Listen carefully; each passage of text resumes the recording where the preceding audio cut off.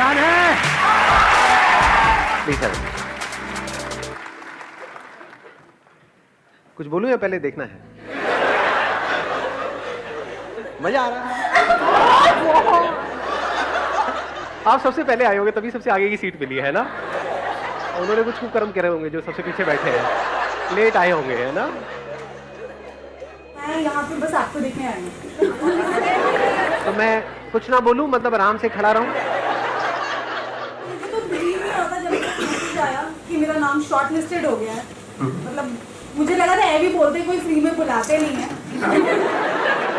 अच्छा, मतलब आप मेरे सेशन सारे देखते हो लेकिन मेरे को चोर समझते हो? मतलब आपको लगता है मैं झूठ बोलता हूँ कि फ्री में कुछ नहीं होता है? मतलब दिखाता हूँ फ्री, यहाँ पे आकर के मैं सबके जो भी आपके कंगन है, सोने के चेन है, ये सब उतार लेता हूँ। मतलब आपको ये लगा था, या फिर पीछे से पैसे खाता हूँ? तो अब जो टॉपिक है वो है fear, how to conquer our fears. कितने चाहते हैं ये हो आज के सेशन का टॉपिक? ऑलमोस्ट सब चाहते हैं। तो अब हम क्या कर सकते हैं आज के सेशन में कि आप में से जो भी बोलना चाहते हैं वो अपने हाथ ऊपर करेंगे। आप बताएंगे कि आपके अंदर सबसे बड़ा डर क्या है। हाँ, इनको माइक दे दीजिए। इंसल्ट होने का डर। लाइक अभी मुझे कैमरे के सामने बोलने का भी डर था कि मैं बोलूं कि नहीं बोलूं, बट आई थॉट कि बोलना चाहिए। इसको कह सकते हैं fear of being laughed eight. हाँ। ये कितनों के अंदर है ये फियर कि अगर मैं आपको अभी कहूँ यहाँ पे स्टेज पे आकर के यहाँ पे 5 मिनट के लिए खड़े होना और लोगों को हंसाना है कुछ भी बोल करके, तो कितने हैं जिनको डर लगेगा? कोई भी कुछ भी सोच रहा है आपके बारे में, उसमें कोई प्रॉब्लम है? कोई प्रॉब्लम नहीं है। वो सोच ले बेवकूफ आपको या मुझे, मैं अपने पे रखता हूं, आप पे नहीं रहा, कहीं आपको बुरा ना लग जाए। मेरे को अगर कोई आप में से बेवकूफ समझ रहा है उसमें कोई दिक्कत है? बेवकूफ बोल रहा है उसमें दिक्कत है? क्यों नहीं है? दिक्कत तो है।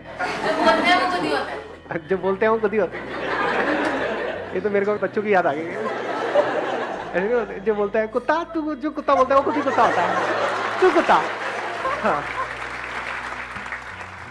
कभी कभी जान करके बेवकूफों वाली हरकतें करो। डर से ना लड़ने के 2 तरीके होते हैं। एक है कि आप उस सिचुएशन में पहुंच गए। कई बार होता है हम चाहते नहीं है लेकिन एक सिचुएशन में हम पहुंच जाते हैं जहां पर वो डर हमारे आमने सामने होता है, तब हमें पता ही नहीं है कि हम उससे कैसे लड़ें। एक है ऐसी कोई सिचुएशन नहीं है आपकी लाइफ में और आप खुद उस सिचुएशन को क्रिएट कर, तो सेफ एनवायरनमेंट है। आप समझ पा रहे हो ना? एक है आपको पानी से डर लगता है, तो एक है कि जब बाढ़ आ गई है या कहीं पे डूब रहे हो तब तैरना सीख रहे हो। एक है सेफ एनवायरनमेंट में, यानी किसी स्विमिंग पूल में आप तैरना सीख रहे हो, उसमें तो कोई रिस्क नहीं है, कोई डर नहीं है। ऐसे ही ये जो डर है वो है कि कहीं मैं बेवकूफ ना लगने लगूं। तो अगर हम जानबूझ करके कुछ बेवकूफों वाली हरकतें करें, अपने घर में भी, अपने दोस्तों के सामने भी, यहां भी वहां भी, मतलब जानबूझ करके अपना मजाक उड़वाएं, तो क्या लोगों को मजा आएगा आपका मजाक उड़ाने में? नहीं। मजा किसका मजाक उड़ाने में आता है? अपने ऑफिस में, घर में, यहाँ पे वहां पे। जो बुरा मानता है, जो उससे परेशान होता है बेसिकली। जो बुरा मानता है। बुरा क्यों मानता है? क्योंकि उसके अंदर डर है कि कहीं मेरा मजाक ना उड़ जाए। जिसके अंदर एक्चुअल में डर है ही नहीं, वो खुद ही अपना मजाक उड़ाता रहता है। अब उसका कोई क्या मजाक बनाएगा? अगर अपनी वीकनेसेस पे हम खुद हंसना शुरू कर दें, खुद अपने आप को हल्का फुल्का लेना शुरू कर दें हर एक सिचुएशन में, तो ऐसी अगर कोई सिचुएशन क्रिएट होगी भी जहां पे एक्चुअल में आप बेवकूफ शो हो रहे होगे, तब भी आप हंस रहे होगे। बट अगर हमने अपने आप को ज्यादा सीरियसली ले लिया, अब हम फंस जाएंगे। जब दुनिया हंसेगी, चाहे आपके मुंह पे ना हंसे, आप जा रहे हो, आपको दिख रहा है मुंह नीचे कर करके हंस रहे हैं लोग, हो जाती है ना कि लाइफ में कई बार ऐसी सिचुएशंस क्रिएट हो जाती हैं। बेवकूफ है, बेवकूफ है, बेवकूफ है, मन में बोल रहे हैं, आपको पता लग रहा है उनकी शक्ल से। तो अगर आपको पता है कि हाँ मैं बेवकूफ भी हूं, सिर्फ बेवकूफ ही हूं नहीं, भी हूं, दोनों में बड़ा फर्क है। कुछ लोगों का ये भी हो जाता है कि हाँ मैं तो बेवकूफ हूं, रोते रहो बेटा, मैं बेवकूफ भी हूं, तो कोई दिक्कत ही नहीं है। आंसर मिल गया आपको? हाँ।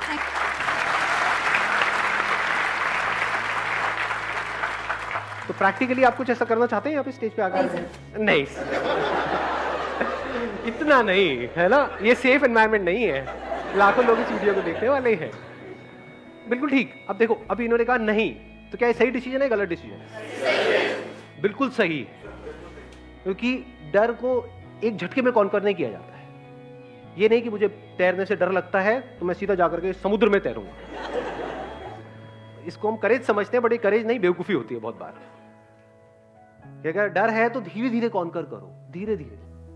Hi sir, my name is Chirag. I went to New Zealand for studies. तो वहाँ से क्या हुआ कि 1.5 महीने तक मुझे कोई जॉब नहीं मिली। अब I am planning again to go to Canada, but मेरे को ये डर है कि अगर मैं दोबारा कोशिश करूँगा तो फिर से फेल ना हो जाऊँ, because a lot of money was involved. Fear of failure, इसको और अगर स्पेसिफिक किया जाए, fear of financial failure. Financial failures. Past में आपने कुछ ऐसा किया जहाँ पे आपको फाइनेंशियल लॉस हुआ, अब आपके अंदर डर है कि मैं दोबारा उस काम को करूँ या ना करूँ। ये डर हमारे अंदर होना चाहिए, नहीं होना चाहिए? कितने कहते हैं नहीं होना चाहिए? 3-4 लोग। कितने कहते हैं डर होना चाहिए हमारे अंदर? ये होना चाहिए, because money is like your life line. 2 तरह के फियर्स होते हैं, इसको ध्यान से समझ लेना। एक है साइकोलॉजिकल, एक है फिजिकल। पहले इन दोनों को अलग अलग करके हमको समझना होगा। साइकोलॉजिकल क्या है? लोग हंसेंगे तो, लोग मेरे को बेवकूफ बोलेंगे तो, ये सब क्या है? Psychological fears. मैंने पैसा जोड़ा है, 10 साल तक सुबह से रात तक काम करके इतना पैसा जोड़ा है, मान लो 2 लाख रुपए या 4 लाख रुपए। मेरे पेरेंट्स ने पूरी लाइफ काम करके इतना पैसा जोड़ा है, और अगर वो पैसा डूब गया तो ये डर होना चाहिए, नहीं होना चाहिए? 100% होना चाहिए। इसका प्लस पॉइंट क्या है? ये जो फियर ऑफ फाइनेंशियल लॉस है, ये आपको फाइनेंशियल लॉस से बचाएगा। हाँ जी। इसका माइनस पॉइंट क्या है? आप एक ऐसी स्टेट में पहुंच जाओगे जिसको बोलते हैं paralysis of analysis.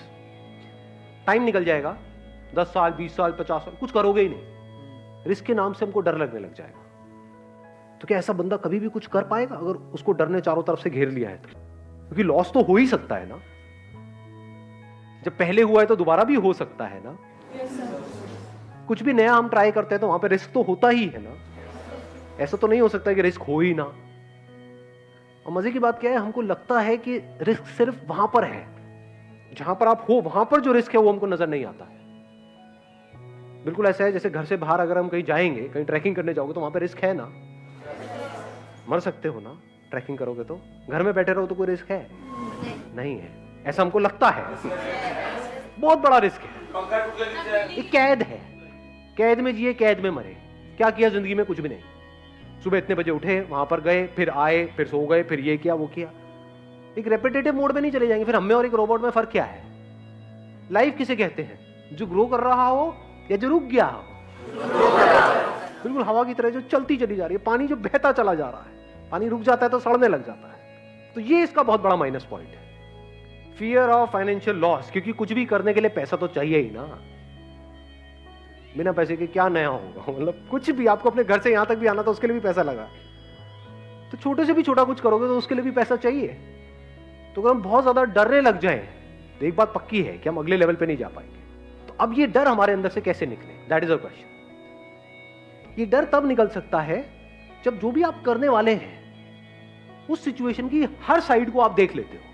For example, आपने अपना एग्जाम्पल दिया कि अब आप कनाडा जाने की सोच रहे हैं। ज्यादातर हम बैकअप प्लान क्या सोचते हैं? मैं कनाडा जाऊंगा, वहां कुछ नहीं हुआ तो यहां पे ये कर लूंगा। फाइनेंशियल प्लानिंग किसको कहेंगे? अब अगर मैं दोबारा जा रहा हूं तो पहले तो मैंने सीखा कि पिछली बार जब मैं गया था तब मैंने क्या गलतियां करी, क्यों ऐसा हुआ। ऐसा तो नहीं किसी एक ने कुछ बोला था, उसके भरोसे हम वहां पर पहुंच गए और उस बंदे ने डिच कर दिया लास्ट मोमेंट पे। तो अब ये गलती नहीं करनी है, किसी पे भरोसा नहीं करना है। क्योंकि इस दुनिया में 99% लोगों को अपनी पड़ी है, आपकी थोड़ी पड़ी है। तो अब क्या यहाँ पे इस रिस्क को कैसे कवर किया जाए, या इस डर को अपने अंदर से पूरी तरह से कैसे निकाला जाए कि अब अगर मैं वहां जा रहा हूं तो जो भी आप सोच के जा रहे हो कनाडा, वो नहीं हुआ तो मैं क्या करूंगा? वापस आके नहीं, वहीं पे वहां गया, जाते ही 2 दिन के अंदर अंदर मैंने ये किया, इस पर्सन से मिला या ये इंटरव्यू दिया, ये किया। वो इंटरव्यू पहले से प्लान्ड है, 10 इंटरव्यूज पहले से प्लान्ड है, ये 10 में भी हर जगह ना हो गया। अब मैं क्या करूंगा? क्या वापस आ जाऊंगा? वहां पे और क्या किया जा सकता है? उसको भी आपने प्रायोरिटाइज कर दिया है। ये नहीं हुआ तो ये नहीं हुआ तो ये नहीं हुआ तो ये नहीं हुआ तो ये नहीं हुआ तो ये नहीं हुआ तो ये। तो आपके फेलियर होने के चांसेस बहुत कम हो गए। तो डर निकल गया।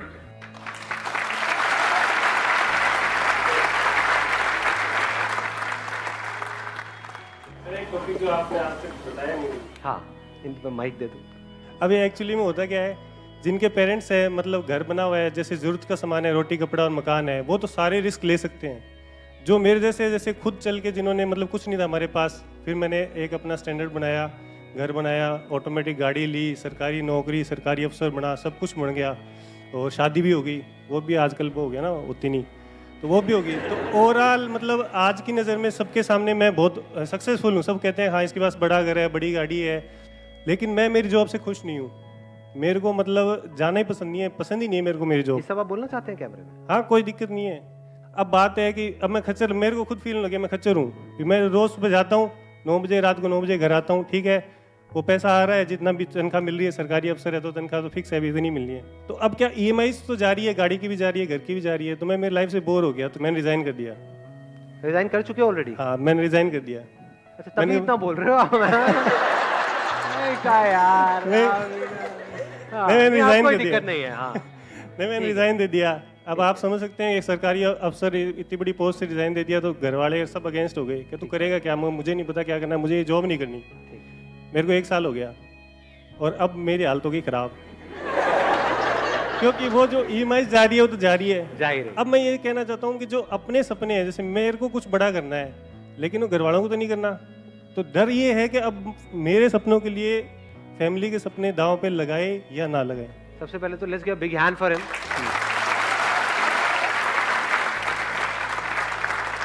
ये जो इतना खुल के बोल रहे हैं, ये बोलने के लिए बहुत करेज चाहिए। तो अब पॉइंट आता है इसका सॉल्यूशन क्या है, कि अभी बेसिकली जो प्रॉब्लम है वो है कंफ्यूजन। समझ नहीं आ रहा है हम क्या करें, नंबर 1। नंबर 2, अब जो ऑलरेडी खर्चे बंद गए हैं और एक लाइफस्टाइल, एक स्टेटस है, उससे नीचे कैसे आए। चलो आप तो आ जाओगे, लेकिन घर वाले उससे नीचे आने के लिए तैयार नहीं है। बस ये है। समझ पा रहा हूँ मतलब। हाँ, तो अब ऐसी सिचुएशन में हम क्या करें, तो वहां पर एक स्ट्रॉन्ग स्टैंड लेना होता है आपको, अपने लिए और सबके लिए, जो आपको सही लगता है। अब एक्चुअल में सही क्या है ये कौन बताएगा आपको? अभी आप कैसे जी रहे हो अपनी लाइफ? जो एक्चुअल में सही है वो कर रहे हो, या दुनिया ने कुछ नॉर्म सेट करे हुए हैं उसके हिसाब से उसके अंदर उस दायरे में एक्ट कर रहे हो और कह रहे हो कि हाँ सब सही है? क्या आपकी लाइफ की डोर पूरी तरह से आपके हाथ में है? अगर आप ध्यान से समझोगे तो 2 ही तरह के डर हैं हमारे अंदर, 3 तरह के, 3 नजर आए। 1 मिनट, हाँ 2 थे, तीसरा भी नजर आया। एक है रिलेशनशिप से रिलेटेड, एक है पोजेशन से रिलेटेड, एक है आपकी ईगो से रिलेटेड। सक्सेसफुल नहीं है तो कोई नहीं पूछता। सक्सेसफुल नहीं है तो कोई नहीं पूछता, ये क्या डर है? इसको हम किस कैटेगरी में डालेंगे? रिलेशंस। रिलेशंस मतलब सिर्फ हस्बैंड वाइफ मत समझो, relations with the society, relations with people.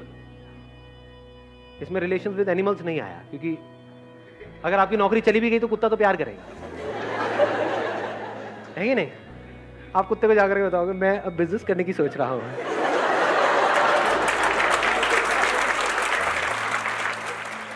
लेकिन अगर किसी और रिलेशन में किसी को बताया तो वो क्या करेंगे? They will not act out of love.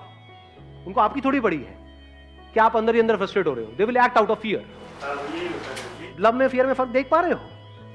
Love हमको आजाद करता है, फियर हमको छोटा बनाता है, सेल्फिश बनाता है। तो अब इसमें क्या करना है कि अगर they are all acting out of fears, तो पहले आपको फियरलेस होना है, तब देयर इज अ पॉसिबिलिटी कि आपके आसपास में जो लोग हैं वो फियरलेस हो सकते हैं। ये जो फियर्स हैं, अगर इसको हम एक एक करके फटाफट से देखें, फियर रिलेटेड टू पोजेशंस, चीजों का डर, चीजों को चले जाने का डर। ये डर कैसे निकलेगा? बिना चीजों के जी के देख लो, 10 दिन 15 दिन। बहुत सारे लोगों के साथ क्या होता है, जब ये चीजें उनसे कोई छीन लेता है तब उनको समझ ही नहीं आता है मैं क्या करूं। तब ज्यादातर लोग ऐसे में या तो बिल्कुल ही अंदर से खत्म हो जाते हैं, डिप्रेशन में चले जाते हैं। ये जो लाइफस्टाइल होता है एक तरह का, उसको खोने का डर कब निकल सकता है? जब आप एक्चुअल में ऐसे जी रहे हो कि आपके पास शायद पैसा बहुत है, लेकिन आप बड़ी से बड़ी गाड़ियों में भी घूम रहे हो और पैदल भी घूम रहे हो, स्कूटर पे भी घूम रहे हो। गाड़ी का मतलब क्या है? चाहे छोटी हो चाहे बड़ी हो, कहीं पहुंचने के लिए है ना। गाड़ी का और एक्चुअल में रोल क्या है? और कोई रोल है? बाकी सब यहां है, साइकोलॉजिकली है कि मेरी गाड़ी तेरी गाड़ी से बड़ी है, उसको क्या, सो व्हाट। मतलब अपनी सेटिस्फैक्शन आप ढूंढ रहे हो औरों की आंखों में, उनको जला करके आपको सेटिस्फैक्शन मिल रही है। होता नहीं है जब नई नई गाड़ी लेते हैं और कोई बाइक पे उसको ऐसे देखते हैं, देख गरीब देख। तो क्या करना होगा? ये डर कैसे निकलेगा? अकेले में कम से कम रिसोर्सेज में अपने साथ में टाइम स्पेंड करो। कुछ दिन तक किसी गुरुद्वारे में जाओ, वहां पे जाकर के खाना खाओ, देखो कितना टेस्टी है, फ्री है, नहीं है। तो आपको ये पता होना चाहिए कि कैसे कम से कम पैसे में या बिना पैसे के भी मैं जी सकता हूं और खुश रह सकता हूं। इतनी अकल होनी चाहिए। इसको और अगर सिंपल करूं, अपने अंदर झांक के देखा मैं किन चीजों पर डिपेंड हूं जिसके बिना मैं फड़फड़ाने लग जाता हूं, किन लोगों पर डिपेंड हूं। हैबिट पड़ जाती है ना एक तरह की, जिनके साथ हम रह रहे होते हैं, चाहे अंदर से लड़ाई झगड़े होते हैं लेकिन आदत पड़ गई है। जैसे फॉर एग्जांपल आपको एडिक्शन है कि भाई डेली मेरा ये फ्रेंड है, मेरे को उसके साथ में टाइम स्पेंड करना ही करना है। एक फ्रेंड सर्कल बन जाता है, एक मिनट सुनना, एक फ्रेंड सर्कल बन जाता है 5-7 लोगों का, उसमें पता है वो सब मिल करके आपकी ले रहे हैं, मतलब जो भी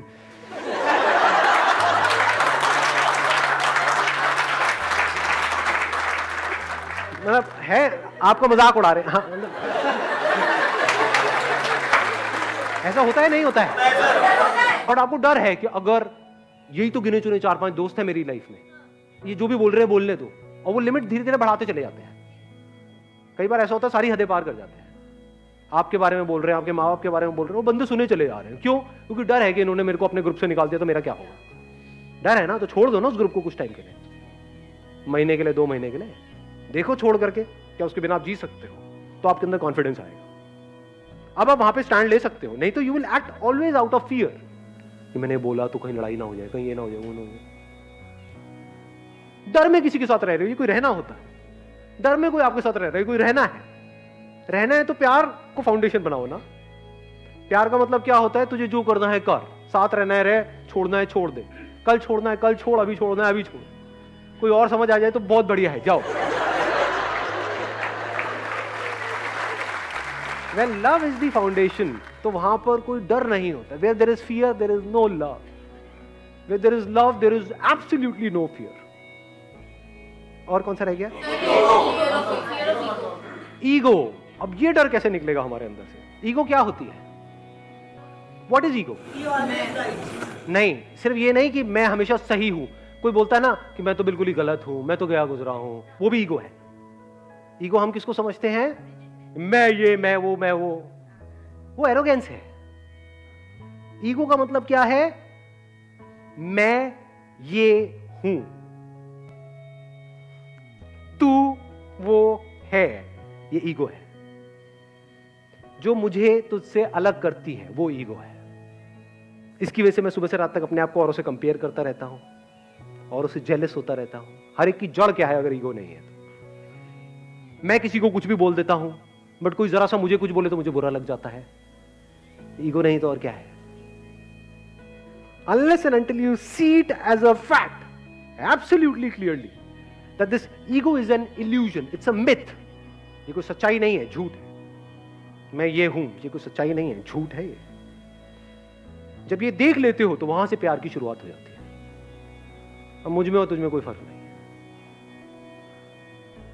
जहां पर मैं हूं, ये तू है वो, वहां पर प्यार कहां होगा? प्यार मोहब्बत की बातें होंगी। वो भी तब जब दोनों में से किसी एक को दूसरे से कुछ चाहिए हो, तब वो बातें शुरू हो जाएंगी। किसी को मिल जाएगा, उसके बाद में कोई और बातें शुरू हो जाएंगी। ऐसा होता है नहीं होता है? What is ego? अब ये कैसे जाएगी? एक क्वेश्चन है जो अगर आपके अंदर एंटर कर जाता है, that is who am I. Deeply आप अपने आप से क्वेश्चन पूछते हो, किसी और से नहीं कि हु आर यू। ज्यादातर लोग औरों से पूछते हैं हु आर यू। अब उसको छोड़, तू क्या है ना जी। आपके लड़ाई झगड़े बिल्कुल बंद हो जाएंगे, किसी से हो ही नहीं सकते। सारे लड़ाई झगड़ों की जड़ क्या है? ईगो। ईगो कैसे डिसॉल्व हो जाती है पूरी तरह से? जब आप इस सच को देख लेते हो कि मुझ में, तुझ में, इसमें, उसमें कहीं कोई फर्क है ही नहीं। ये सच है। अपने आप को आप, एक पेड़ आपको दिख रहा होता है, उससे अलग समझ रहे होते हो, जबकि आपको इतना सा समझ नहीं आ रहा है रियलिटी के बेस पे कि अगर वो पेड़ आपको ऑक्सीजन नहीं देगा तो आप सांस कैसे लोगे? तो क्या आप और वो कनेक्टेड नहीं हो एक दूसरे से? क्या उससे अलग होकर के आपकी कोई औकात है? आप क्या हो उसके बिना? इस सच को हम देख सकते हैं? नहीं देख सकते हैं। ये जो मैं है ना, मैं, ये ईगो है। मैं ये, मैं वो। अब आप चाहे मैं को ऊपर उठाओ चाहे नीचे गिराओ, दोनों ईगो है।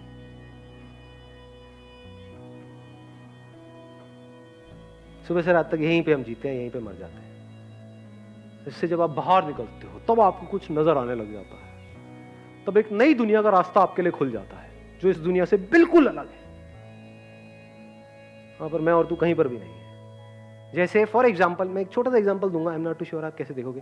कभी प्रैक्टिकली 20 मिनट के लिए, आधा घंटे के लिए बैठ करके यहाँ पे इस पे ध्यान लगाना, तो आपको समझ आएगा क्या है। ये जो 2 उंगलियां है ना, ये अलग अलग है, ये अलग है, ये अलग है, बिल्कुल इस तरह से जैसे आपकी बॉडी और ये बॉडी अलग अलग है। पर जैसे ही इसको हम जोड़ते हैं तो कुछ देर बाद ये एक हो जाती है। यहाँ पे एनर्जी आपको फील होगी, फिर धीरे धीरे वो एनर्जी इतनी तेजी से फ्लो करने लग जाएगी कि उंगलियां फील होनी आपको बंद हो जाएगी। You will not be able to feel your fingers, there be only energy. वो यहां है या वहां है आपको ये तक पता नहीं होगा, यहां वहां गायब हो जाएगा, सिर्फ एनर्जी रह जाएगी।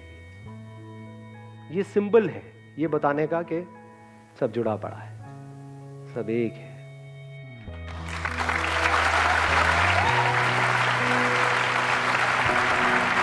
Thank you so much ji.